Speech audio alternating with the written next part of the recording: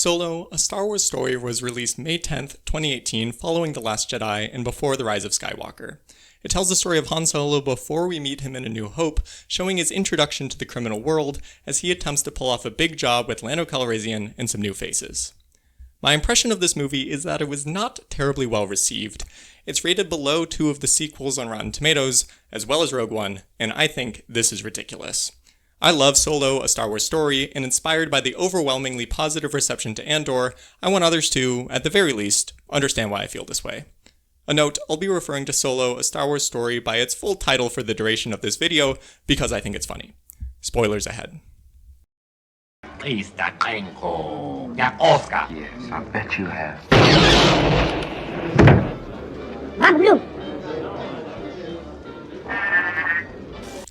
Making a backstory for Han is really difficult. There's practical difficulties, namely, you need a young actor who can live up to Harrison Ford's original performance. I'm not that interested in litigating Alden Ehrenreich's take. I think it's solid, even if it can't match the impossible task of being Harrison Ford. What's more interesting to me is the character issues associated with making this movie. Han is already well established as a character, with social connections, motivations, and character growth pretty well explored in the original series. Han's arc in the originals is that of a reluctant hero, not because he thinks he's normal or unworthy like Luke does, but because he thinks he's a selfish scoundrel. But he, and the audience, eventually learn that he has a good heart and that'll devote himself to a good cause. This is a hard place to start from, or rather a hard place to work towards. In this prequel, you can't have him be a traditional hero who's happy to do good, because then his starting place in episode 4 wouldn't make sense. You can't really have him be an actual scoundrel who only cares about himself, because, as we learn in the original series, that's basically an act. And you can't have him be a scoundrel who learns to care about others at the end of the movie, because that's just copying the arc from the original. The writers were in a jam. What they did was clever. On one level, Solo goes through the predictable arc of saying he's not a good guy, that he's just in this for selfish reasons. I'm an outlaw. Then his good side makes itself obvious at the end. But the lessons he learns throughout this movie are explicitly teaching him to be untrustworthy and selfish. The contradiction of his character is actively developed and created, not resolved. We first see Han growing up on Corellia, a rough-and-tumble industrial center. The movie immediately establishes this as a low-trust, dog-eat-dog environment. Look what I stole! Proximo gave me an extra portion for this! Well, I think she's going to give that extra portion to me. To get out, Han needs to be selfish and conniving, stealing from this lady, and bribing this lady. He does this largely for the love interest of the movie, Qi'ra. Han gets out, but Qi'ra doesn't, so Han vows to return to save her. Then, Han's shown in the Imperial Army. Notably, Han never expresses discomfort with the violence he is a part of on any moral level. He just wants to get out to find Qi'ra again. He is trained to be an amoral killer. Then he deserts the army and joins up with some bounty hunters for one big job. I like how the movie sets up this gang of bounty hunters as the group of main characters will follow for the rest of the film, but then just kills them all when the heist goes south. He's searching for his, I don't know if he said tribe or family. What's the difference?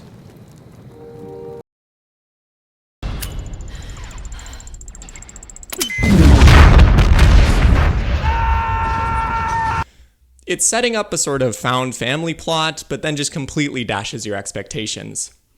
Han and the de facto leader of the group, Tobias Beckett, are the only survivors. Once again, Han learns that trusting people is futile.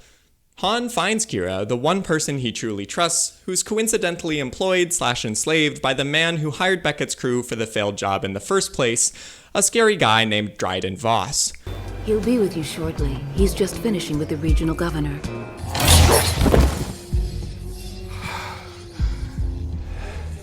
To repay Dryden for the lost money, Han, Qi'ra, Beckett, along with Lando Calrissian and Lando's droid L3, go on a daring mission to steal unstable coaxium and race to get it refined before it violently explodes. Coaxium is the valuable MacGuffin for this movie. It's expensive and explosive starship fuel. Han is understandably excited to find Qi'ra, though his mentor figure Beckett tells him, Assume everyone will betray you and you will never be disappointed. Han listens, sort of. After they successfully steal the coaxium from a mining colony and accidentally incite a slave revolt, the coaxium is successfully refined. But, surprise, the group who thwarted the original larceny attempt actually turn out to be based and want to use the coaxium to do good and find the Empire and stuff. Han wants to help them because he's a good person at heart, so he hatches a kinda convoluted plan using the teachings of Beckett. He first tells Beckett he has a plan to double-cross Dryden by tricking him with fake coaxium, but then Han brings the real coaxium to the meeting with Dryden anyway. Han had correctly predicted that Beckett would betray him and tell Dryden that Han had a plan to double-cross him, so Dryden incorrectly believes the coaxium is fake. This means Han catches Dryden without any armed guards who had been sent off chasing where they believed the coaxium was. So, Beckett takes the coaxium, Kira kills Dryden, then Han kills Beckett to get the coaxium back, and in a final betrayal, Kira leaves Han to take over Dryden's crime syndicate. That was a lot. It's honestly okay if you didn't follow every detail. Basically, Han assumed Beckett would betray him, and he was right. This assumption was crucial in Han coming out on top. Dryden lost because he didn't think Kira would betray him, and Beckett lost because he didn't think Han would deceive anyone. Also, Han shot first. I hope you're still paying attention because now I'm going to tell you the most important. He literally shot first, guys. His mentor in this movie's whole deal is that he taught Han to be the sort of guy who shoots first. The one person Han didn't think would be deceitful was Kira, who still betrays him in the end. Han listened to Beckett, but was still too trusting of those close to him. The movie is directly commenting on how Han, who is a hero, is trained to be the uncaring killer we meet him as. The focus isn't yet on how Han becomes good in spite of his environment, it's still on how he is trained to be bad because of it. He is taught again and again not to trust people, that the only way to survive is complete self-interest. He ends the movie by doing an altruistic act, so his innate goodness is still present, but this goodness is in spite of the lessons he was taught across the movie. And the betrayal themes don't end with Han. Both Kira and Beckett work as quasi-foils to Han. Beckett is probably the second best character in the movie. He's exactly who Han pretends to be. He almost only cares about himself, he's not motivated by bigger causes, he's untrusting and untrustworthy. Han only wins in the end because Beckett underestimated the extent to which Han was like him. Kira starts the movie in the exact same place as Han. If anything, she's less confident than he is. But then... I got out, she didn't. Kira tried to escape once and failed, and Han tried once and succeeded. This leads to them being very different down the line. If Kira ever had the sort of do-good optimism that Han has, it was stamped out by the end of the movie in favor of a jaded survival instinct. It's not that kind of game, Han. The object isn't to win, it's just to stay in it as long as you can. Then, as I said, she betrays him. Not only him, Dryden as well. Despite him claiming otherwise, I don't think Dryden trusts Kira per se, but like Beckett with Han, he underestimates her. It's what I was taught. Find your opponent's weakness and use it. And today, I'm yours.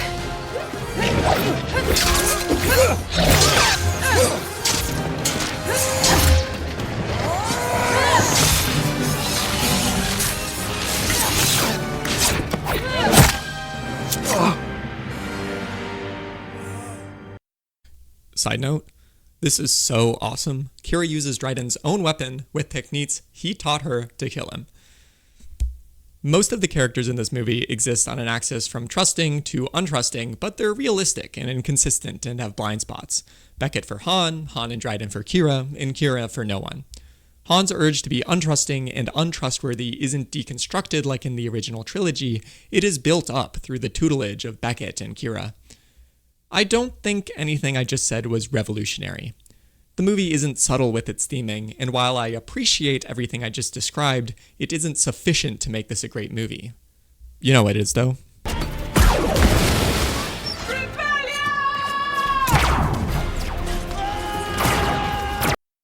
Star Wars has never known what to do with droids. They seem to exist in a range of intelligence, from simple animals to animal-like sapient beings to straight-up people. But even when they're straight-up people, their social position is not interrogated. We see them suffer occasionally in the franchise, but are led to empathize with them much less than we would if this was happening to living people. Their inhumanity is often played for laughs, their primary purpose is marketability and comic relief. This status quo almost works. The living characters and the droids themselves don't grapple with the droid's existence, so the audience doesn't have to either. But this equilibrium is hanging on by a thread. If you think about it at all, things start to fall apart. If droids are conscious, do we really not care that they have owners? Should we feel some sadness when they're killed on screen? Even Solo, a Star Wars story, kills them for comedy. Why does the narrative and the characters care so little about them? Like, look at this clip of the new Leia show I saw on YouTube Shorts. Respect for droids is derived not from them being equal, but from simple politeness.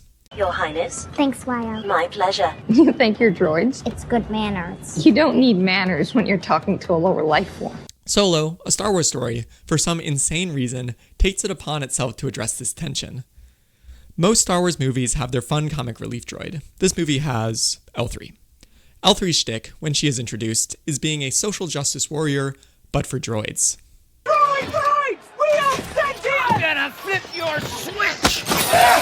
Good luck finding it! It's important context that I have no recollection of any droid rights-related content in any Star Wars media ever created. There's stuff humanizing or heroizing droids, but nothing to suggest that the status quo for droid welfare is anything but acceptable in the Star Wars universe. As I say that, I'm sure some superfan is going to point out a random moment in Season 5 of The Clone Wars or something, but whatever. L3 isn't just an annoying SJW either.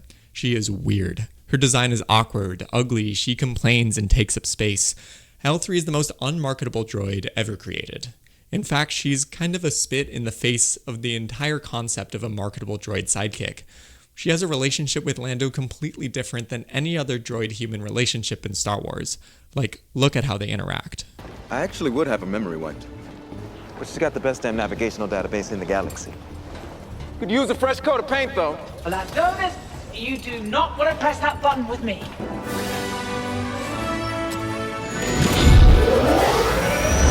I'm sure you've noticed that Lando has feelings for me, which makes working together difficult because I do not feel the same way about him. Right. Yes. Yeah, I see that. Sometimes I think, maybe. But no. We're just not compatible. How would that work? It works. What I really like in this clip is the way the audience's response mirrors Kira's response. Both us and Kira have been conditioned not to think of droids in this way, and therefore find the idea of droid sex inherently funny in a simple expectation-breaking way. But, at the same time, we're led to basically accept this as good. In this way, L3 is humanized in the most literal way possible. The movie stares you in the face and says this is a sexual being that can make its own sexual choices. The characters and the audience both can't help but laugh in surprise, but we can't really judge. L3 is funny because of how shocking she is, how deeply she upends the characters and the audience's conditioned beliefs about droids. You can't let yourself actually think through the implications of her takes, so you kinda just have to laugh. I also like that L3's thinking has clearly rubbed off on the other characters. For instance, everything you've heard about me is true. Thanks, love. Sorry. Contrast that with the original trilogy when C-3PO is lugged around in a backpack without a thought. These aren't just throwaway moments, they're part of the film's really deep respect for L3. L3's arc concludes when she leads a droid slave rebellion, then fucking dies. Where's L3?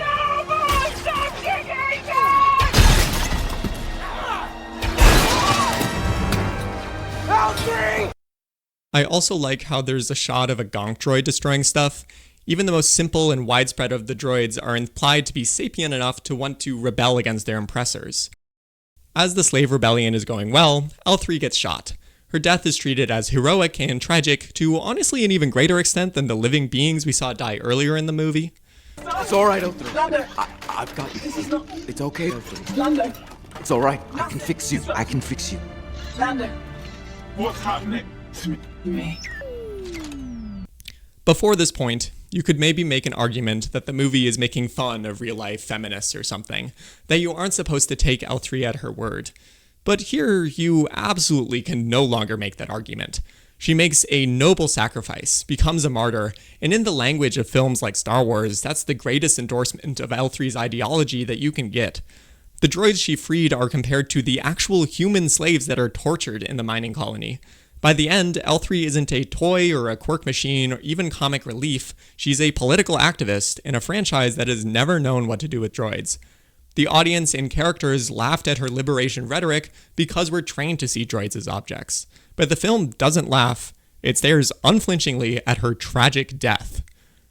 If we take Solo, a Star Wars story, at its word that we should care about the plight of droids in the Star Wars universe, then what are we left with? The thematic thrust of the whole Star Wars franchise is the liberation of the living, breathing people. At basically no point does it care about droids. The Jawas are not really framed as monstrous, just weird, for example. To some extent, Solo undermines the whole series by bringing attention to the complete lack of regards it gives to this apparently pressing moral issue. Imagine for a moment if the Star Wars movies were made in-universe somehow, like a docudrama about the real events of the world. I think Solo, a Star Wars story, would be considered ahead of its time. The current non-droid issues of the Star Wars universe are pressing. Slavery is rampant, space fascism is literally destroying planets, etc. Yet, with Solo, filmmakers in the universe are starting, finally, after a whole series of movies completely ignoring droids, to think about them. An in-universe character would react much in the same way as we do, outside viewers. And they do. Characters like Kira are surprised but supportive of L3's advocacy. In this way, the advocacy isn't just an in-universe moral advancement, it's also a moral advancement for the franchise. I hope and expect that more movies in the Star Wars universe care and think about droids and bring the audience along the same journey of droid liberation. I'm in absolutely no way trying to cancel any other Star Wars works for mistreating droids somehow. This is a fictional universe that invented its droids and intentionally avoided any parallels between droids and real marginalized groups, and that's fine. That just makes it even more insane that, obviously, Solo, a Star Wars story, took on far, far more than it can chew here. I will be the first to admit it is so unequipped to deal with the fallout of what it attempts to address. It undermines the entire Star Wars universe. But at the same time, it's amazing. It plays with your expectations, it's funny and powerful, it's crazy. At the very least, I think it's fun. Is it a good day? It's a great day! Best day of your life, my grabby friend! I don't know, you've never been to a Minok roast on Ardinia. It's nuts! This movie is fun. Sorry, I know it's 2025 and we're all irony-poisoned overanalyzers, but there are things in this movie I only like because they're kind of fun. For instance, Han is incompetent. He's stupid, he's inexperienced. Important to the original movie is that Han and Luke are incompetent dumbasses. In some ways, Cassian is a Han-like character, with the crucial difference that he is extremely competent. Rogue One is a solid movie, but it is only barely in the image of the original trilogy. Even The Force Awakens, a movie sort of pathologically obsessed with A New Hope, doesn't really do this. Finn and Poe aren't funny fools in the same way Han is, at least in my view. Also, I love Han and Chewie. They're literally friends. They met each other by saving each other's lives. It's good. To prove to you that this is a fun movie, here's my little Solo, a Star Wars story, funniest moments compilation. Thank you for indulging me. Okay, in the interest of not getting copyright striked by Disney, I'm gonna react along with this actually, so let's get right into it. Everybody stand back! What's that supposed to be? This is a thermal detonator that I just armed. That's a rock. No, he's not very good at this. He didn't do a very good job. I like how they canonized the Imperial March because it's such a evil sounding theme, but in universe it's just propaganda. Very funny. Top tier alien. One of the best Star Wars aliens. So full of bantha crap. You. I am Oksana Florin, Deputy Assistant Administrator to the Vice Admiral of the Federation of Trade Route Allocation and Monetization. Here with an offer from His Eminence, the Senior Vice Admiral. The Senior Vice Admiral. A little something I picked up from my pal Needles. Best street racer in all of Corellia. Till he crashed. And died doing this. Love the confidence. I really hurt my thumb. Oh, poor Beckett. Oh, this is a good one. Just to the Kessel Run in 12 parsecs. Not if you round down, buddy. He's just lying. Yeah.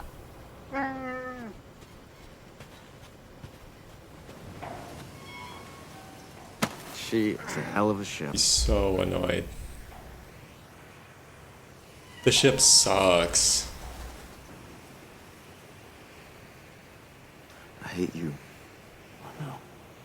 Is that a reference to in episode 5 or whatever when he's like, I love you, I know? I think it might 30 be. hired guns. All I gotta do is give them the signal, you're surrounded.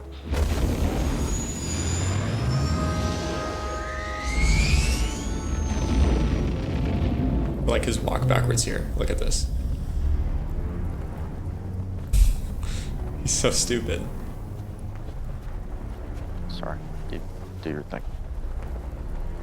Only one way to find out. I got a really good feeling about this.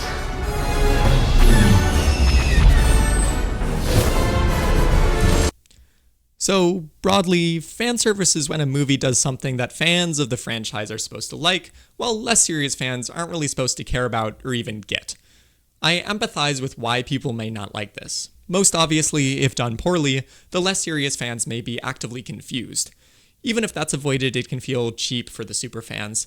It brings me out of the immersion of a movie often, and can feel like the film is just coasting on the inertia of my previous investment in the franchise. But that shouldn't stop you from connecting disparate story threads across your universe. For instance, was the reveal that Beckett killed Aurra Sing fan service? I guess. But it's a decision I like. The plot of Solo is, through that comment, subtly connected to the story threads involving Aurra Sing, with the network of interconnected plots radiating out and affecting each other in a way that I think is ultimately a net positive for the world of Star Wars. I think people's knee-jerk reaction to a story beat like that is a reflex conditioned by more obtrusive fan service. Speaking of more intrusive fan service, do you remember that Darth Maul shows up at the end of this movie? I agree this is more than a little stupid. Like, imagine you have only watched the mainline Star Wars movies, and you see Darth Maul show up in this one after not seeing him since The Phantom Menace. Like, this is ridiculous. It sort of feeds into the broader Darth Vader shows up in Aura Farms problem that non-mainline Star Wars things seem to have.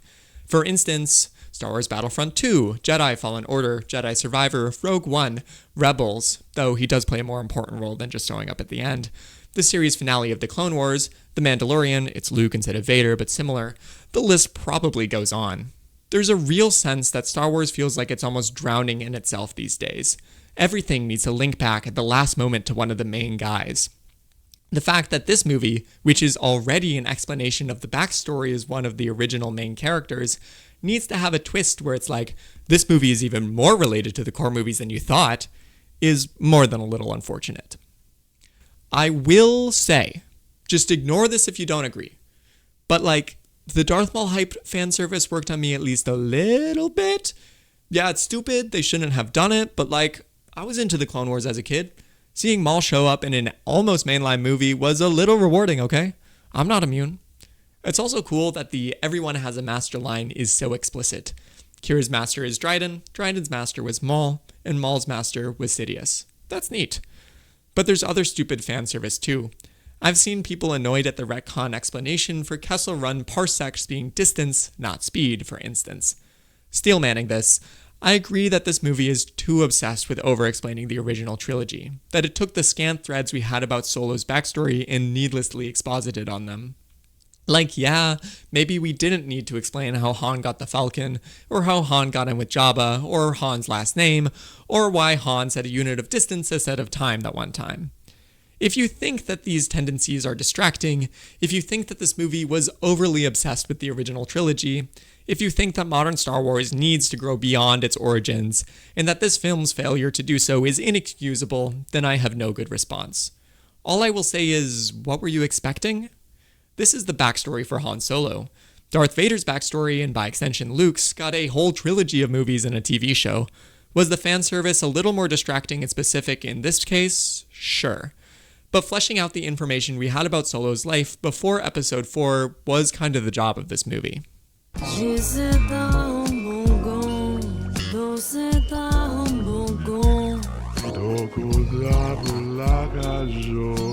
Is Solo, a Star Wars story, a perfect movie? No. Are there valid reasons to dislike it? Yeah. In many ways, this movie doesn't take too many risks. Its characterization of Solo and the other characters is intelligently done, but not revolutionary. Its theming is interesting, but unsubtle. Its villains aren't the Empire, but they're not terribly complicated. Its fan service is occasionally annoying, but overall not worse than normal. The movie's one standout trait is its treatment of droids, a writing decision so insane, I'm surprised it was allowed. Being honest, even if the rest of the movie sucked, the droid thing would be enough for me to be obsessed with this film. But luckily, the movie doesn't suck. It's funny, smart, and often unpredictable. If you disagree, that's totally fine. Most of the things I've said here are kind of vague preferences, but at the very least, don't look past this movie. It deserves its place in the discourse. All right, that's it. Thanks for watching. It was really fun to share my takes. If you like this video, stick around, subscribe. I hope to make more videos soon. Probably not immediately about Star Wars again, but I'll definitely talk about that at some point in the future. Got some videos in the works with more of a scientific or philosophical sort of direction to them. So if that sounds interesting, stick around, stay tuned. And if it doesn't sound interesting, still stay tuned, because maybe I'll make something about Star Wars again. Thanks.